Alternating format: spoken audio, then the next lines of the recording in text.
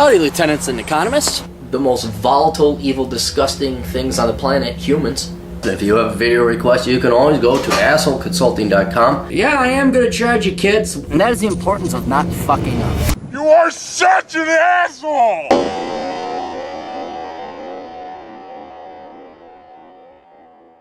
AssholeConsulting.com. Go there, throw me a couple bucks, make sure you're going down the right path so you don't end up with $250,000 in student loans, parents kicking out of the house, and slinging coffee at $8 an hour and forever crippling your life, never to breed and pass on your genetics into the future. For the low price of $35 for a video, $25 for an email. Just think about it.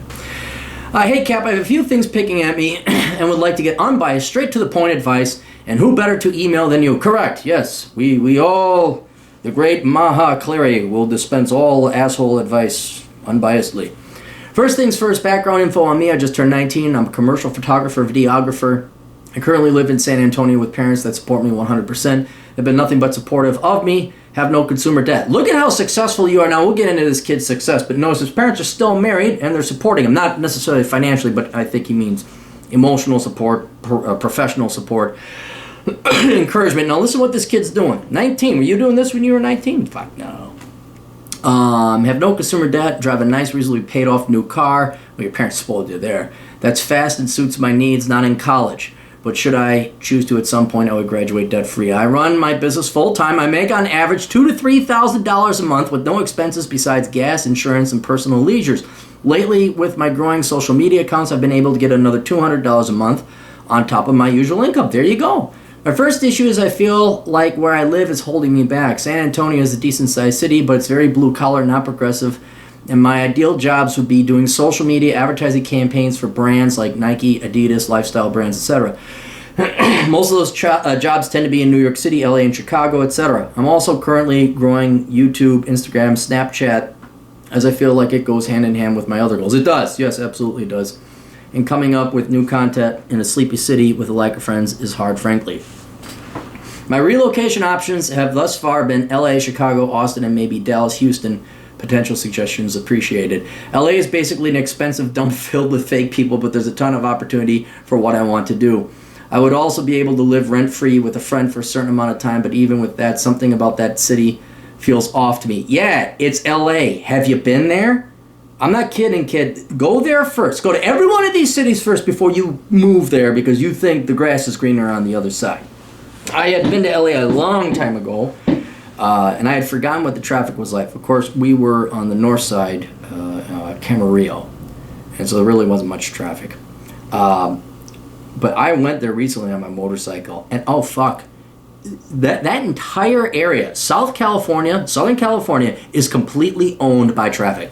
They are traffic's bitch. You cannot move, think, fart, or even blink without thinking about what traffic has in store for you.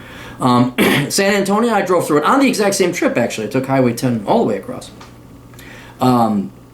Yeah, man, you have no idea what kind of freedoms you're going to be giving up if you went out to LA. But that's just traffic in LA. But there's a lot more off. I mean, it's LA, it's California. It's the most leftist psycho shithole you're ever going to be in, except for San Francisco. Chicago is great, but not much better price-wise, and it's cold. That's true. I would say Chicago is better than LA. At least Chicago, you can get out of the traffic. LA, it's like, well, we're going to go to San Francisco. Traffic. San Diego. Traffic. Into the desert. Not so much traffic, but there's not much out there. Plus, I think Chicago's just a cooler town. I lived in Chicago. I really did like Chicago. But it is expensive, and it's expensive. And don't expect to drive your car there. New York City seems very far-fetched for how much I make right now. Dallas and Houston are dirt cheap compared to those two, but I'm slightly worried about it being too similar to San Antonio and not being a big improvement on opportunity. Austin is super close to home and growing, but I'm up there so much that's not much of a change for me. One of the reasons I'm taking advantage of living at home is because it lets me save a lot of money, and I usually fly to one of those cities once a month or every 2 months and go to Austin a couple weekends out of the months. The biggest issue is I've built up a small but albeit client base here, and moving would basically cut off all my income. I'd be stuck working some part-time job for a while. Okay, let's address, because you're going to move on to your next question. Look, kid,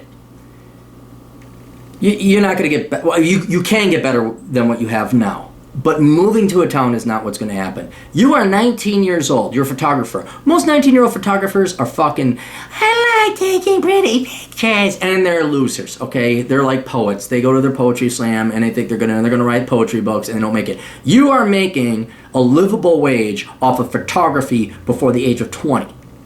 I wish I could say, let that sink in, but you're not old enough to realize how fucking rare of a situation that is. Now, here's the thing. You're doing pretty much what I would recommend doing. Flying to these places, checking them out. You've been to Austin, yeah. You don't want to give up. Hey, 1 in the hand is better than 2 in the bush. Look it up. But if you give up what you got now, as boring as San Antonio may be, when you come back, it's not going to be there. You're going to have to build it up from scratch. And based on what I know about LA and Chicago and New York and all the towns, all the 20-somethings want to go move to, if I can make it there, I can make it anywhere. And they ass rape you, take all your rent money, all your savings, and then you go back home because you can't make it in New York or LA. All right? What I would strongly recommend doing is capitalizing on the one thing life has given you millennials, the one opportunity, and that's the internet. You don't need to live in LA or New York or Chicago to do work there, okay? You can put together your portfolio. You maybe have to fly there, but you don't have to move there. And you should be able to take pictures. You should be able to go and, okay, I'll do a photo shoot, but you're going to pay for my flight and everything. And that's going to be, your travel will be a fraction of what your lodging is going to be. So what I would do, and this also allows you to test the different markets without committing to flying there. Use the internet. For example, I don't have to go to New York. I don't have to fly out to the New York publishing houses and say, oh, please, fucking Penguin Publishing, will you consider my book? I'm like, fuck you, Penguin, suck my fucking dick. I'm going to go self-publish on Amazon.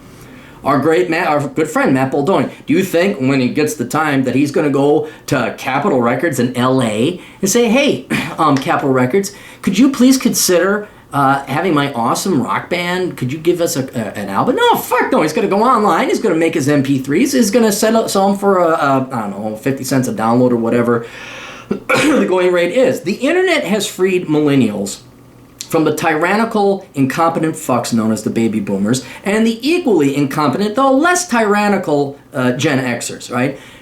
Don't go to New York. Don't go to LA. Don't go to Chicago permanently, all right? Fly to LA. There's got to be, I'm sure you're aware, RFPs, that's what the IT business world calls it, but requests for proposals. There's got to be a way you could go out there and start bidding on photo shoots, and then when you get the contract, you fly out there and you take it. That way you could keep your home base, you could keep your livable wage. Dude, you are a professional photographer at the age of 19.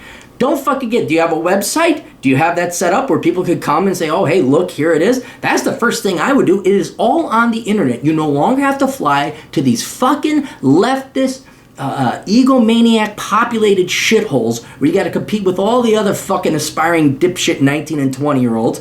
You already have an establishment. You already have a cachet. If you have a website, you can start putting a brand name together. People say, hey, look, this kid's got a professional. Put a little bit of your portfolio up there. Shit, I'll have you go talk to my buddy, RJ down in LA, and he's a photographer too. I guarantee he'll tell you the exact same thing, maybe a little bit of different information. But honestly, do it digitally, man. Use the internet to your advantage. Throw a couple lines into those ponds of LA, New York, and Chicago. See if you get any bites. And if you don't, look, that's cool. So it's a much cheaper way of testing those markets for the photography, or commercial photography markets. See if you can get some contracts. And if not, then there just ain't no fish biting, and it ain't worth going there. All right, next one. My second is my social situation. I did online high school from sophomore to senior year and work from home. So my social life is basically fucked, and I have no clue how to fix it. I have lots of friends in other cities, LA, Chicago, Dallas, DC. But really none where I live. All the kids I grew up with just want to go to parties and drink, smoke weed, do drugs on the weekend. Pretty typical. I've also been struggling with girls. I'm not sure if it's my looks, pics attached. I don't think it's that though. I'm tall, 6'3". I feel like I have decent looks. Other things, maybe my social situation or my city. Huge lack of young creative types to connect with. But it bugs the shit out of me that I'm 19 and I haven't been in any kind of relationship. But dude, don't. Have you seen most average people you really think that there's like some magical girl out there, she's wonderful, or you have like all these cool, awesome friends? No. Again, put things in perspective. you're a professional photographer before you're 20. I bet you if you took your IQ test, and I'd maybe recommend you read Curse with a High IQ, I bet you're going to find out you're around an IQ of about 130, 135, and no matter where you go, you're going to have trouble finding people or getting into a social circle, all right? The reason you have friends in LA, Dallas, Chicago, DC, I bet you is because you met them online. And the reason why is because when you cast a net that wide over an entire globe, you will net the very similar, equally intelligent, equally interested in different sorts of hobbies of fish. You say, well, geez, I got all these friends online. Why can't I find anything? Because that's San Antonio, this small little thing. What is San Antonio? 3 million people out of a population of 7 billion? So there's nothing, I'm almost guaranteeing you there's nothing wrong with you, but take an IQ test to find out that there is nothing wrong with you. It's just that you got a high IQ. I always have people, you could date a model and shit like that, but I'm not seeing it. Well, you're in San Antonio. Don't get me wrong, I've taken a reasonable amount of girls on dates, but few have really piqued my interest. You spelled piqued wrong. It's Pique. To where I would want to commit or just didn't work out. I have a strong feeling it may be my age group. Yes, it is your age group, but I can't help but feel like I'm missing out. You're not missing out. Okay. On top of get Cursed with the High IQ, start reading up on the manosphere. Okay, start reading Return of Kings, whatever else. It is so not you. You're making the classical mistake every man previous to the internet made. They thought there was something wrong with them. The girls aren't showing up on time. I got my act together. I'm good looking. I'm successful. And you think there's something wrong with you. No, dude. Trust you me. It is society. I'm not saying this to make you feel better. I'm telling you because it's fucking true. And the sooner you realize that it is your age group, you stop beating yourself up over it and say, okay, well, there really isn't a solution except to fly to different places, meet girls online. That's another way, cast a very wide net, and then maybe fly out to LA. There's a cute girl you meet in LA out on the internet. You go. That is going to be a much more successful approach than fishing in your small little pond with the little San Antonio fish. But please, if I could save you a decade of pain and agony right now because you're only 19. It takes most guys in their mid-late 20s to figure this out. It is not you. There is something completely wrong with the way that we raise girls in this country. And boys, by the way, boys too. They are not intelligent. They are not educated. They are not philosophical. They are not deep. They'd rather watch the Kardashian show than talk to you about your photography or talk about their dreams that are beyond, I just want to work with children. I'm majoring in sociology. I mean, that's what you're going to run into. Forever. At least in your local group. It's not until you start getting out there and living your own life, doing your own thing, that you're going to run into really interesting girls that are kind of in that world. So it's not you, dude. Get that out of your head. I'm not trying to sound like your mom. You're a great, young, good-looking boy. No, trust me. From some guy who's been there before, it is not you. Okay? And that's why I'm recommending you read The Master and the Internet. And actually, if you read Bachelor Economics, the chapter on girls, that might actually help you as well. Overall, I'm in a pretty confusing place in my life and knew you would have third-party insight I'm looking for. I feel like slowly but surely I'm moving towards my goals, but the financial part puts a damper on any potential move I may want to make. Mainly looking to weigh out the options between staying at home plus traveling or saying fuck it and moving, as well as any tips you might have to improve my social life and do better with girls. And then he shows it, guys, you girls, this guy he's a good-looking dude. He's got these piercing ice blue eyes. Oh, that fucker. I wanted blue eyes. I didn't get blue eyes. He's a tall, typical, kind of lanky 19-year-old looking. Man, look at his smile. Yeah, dude, you trust me. It's the girls, okay? Like you said, you had no problem getting girls, but they can't maintain your interest, all right? That tells you something, all right? I got a bunch of cougars and 30s and 40-something-year-old women that would eat you up alive. They wouldn't let you go either. You'd be chained down in their basement. Anyway, yeah, dude, it really is that. Life is not perfect, okay? And the problem you're facing is you got a pretty damn good life. Your parents are supporting you both emotionally, professionally, and financially, okay? That makes things a lot easier. If you were like the average kid, your question would be like, God, I need food. Or how do I afford beer? And you're like, oh shit, I gotta drink this Gordon's whiskey swill. So you're there. Also, you are a professional. You have this, probably a natural gift, I'd imagine, and you're capitalizing off of it. You got hustling, moving around. What's ending up happening, if you want to look this up, you're moving up Maslow's hierarchy of needs much faster than your peer group. And you're starting to find out there's not a lot of your peers at the professional stage that you're at. Like you said, they're out partying, drinking, etc. It's lonely being better than average. It is. Especially you, please go buy that book, Curse of the High IQ. It'll explain it. Now, I wish I had a solution like, oh yeah, all the smart people who got this shit together and got hustle and are very creative are over here. The only place they are is on the internet, because once again, the internet is an amazing screening and filtering tool to have people of equal interests, equal likes, equal hobbies, and equal intelligence meet each other. Seriously, about 90% of my friends that I converse with on a regular basis are online. I see people in towns 2,000 miles away more frequently than I do with my old friends that live no more than 20 miles away. I'm not making this up. I see Captain Ben, Denver Ben, the great Matt Baldoni, Glorious Carl, Marcus. I see people who, and they're what? Marcus is the closest one down in Chicago, and he's, 500 miles away? This is the world of excellence. This is the world of nonconformity. This is the world of true individuality. If you want a large local social network, be average, be common, be a conformist. Go sling coffee, go become a bartender. In your case, be a bouncer. You need to gain some weight though. Be the average loser like you were talking about. They just want to smoke pot and do drugs and drink. Okay, go be that, and you'll have an average life. But this is the price you pay for individuality and inevitably, hopefully, no guarantee, success and accomplishments and excellence, right? So, it sucks. There's no perfect life. This is the price you pay. This is the drawback, okay? My drawback in college was I worked all the time, didn't get laid, had very little time for girls or social life, but I graduated without debt and didn't have that crippling effect. You're a little bit ahead of your peers, to the point that you are getting too big for San Antonio, but thankfully now you got the internet to go and wisely and cheaply and frugally have the exact same opportunities without having to move to those shitholes. So don't fuck up what you have, okay? Appreciate what you have, which is really hard because it's come so early. Not to say you're spoiled, but you don't know. Like, most people, I mean, they'll tell you like, holy shit. I mean, and you'll see in the comments below, they'll be like, dude, this kid's killing it. So it's hard for you to know that you're killing it unless you failed before, but you're so young you haven't yet to fail. Don't fail, okay? Keep going.